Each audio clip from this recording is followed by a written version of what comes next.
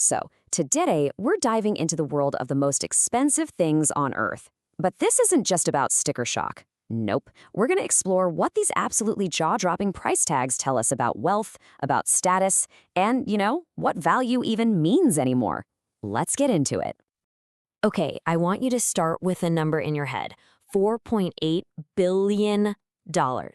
Just think about that for a second. What in the world could you possibly buy with that much money? You could buy this. It's called the History Supreme. It's a super yacht, right? But it's supposedly plated with solid gold and platinum. And if that's not, extra enough for you, the decorations are apparently made from meteorite fragments and actual, literal T-Rex bones. This is the perfect example of a world where value isn't about what something does, it's about being so rare and so over the top that no one else on the planet can match it. That yacht might sound completely bonkers, but it gets us to a really fundamental question. When we talk about stuff like this, what are we really talking about? What even is luxury? Well, it is so much more than just a high price tag. I mean, sure, it's about incredible design and craftsmanship, but the real secret sauce, it's the story. It's the history behind it, the exclusivity, and the powerful symbol that thing becomes. It's a way of showing the world your status, your success, without saying a word. And check this out. This shows perfectly how those symbols have evolved over time. You go from a royal crown, which is all about power and maybe even divine right, to a modern supercar, which screams technological genius and personal wealth.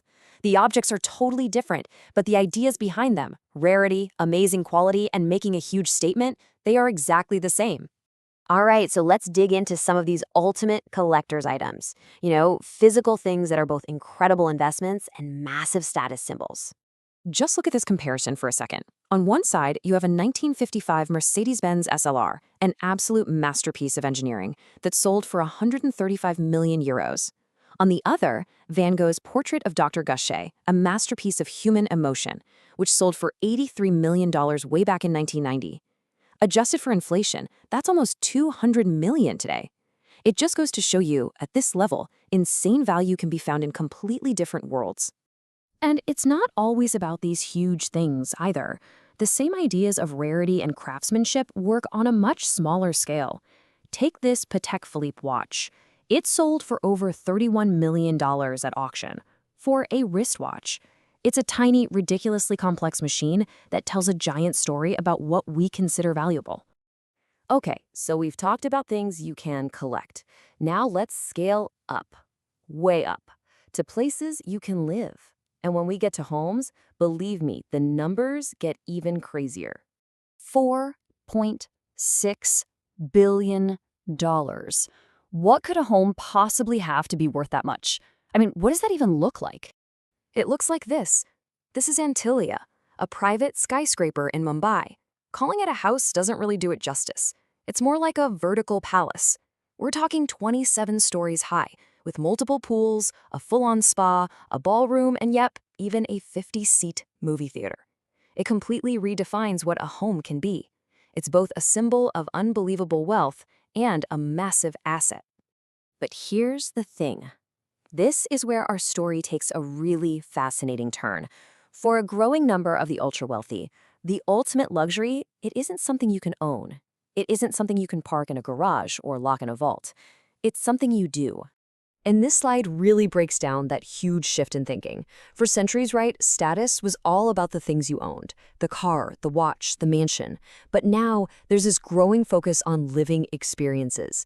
Your status is becoming less about what you have and more about the unique adventures and stories you can tell.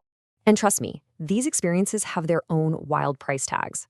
A private jet tour around the world? That can be over 300 grand. A totally custom African safari?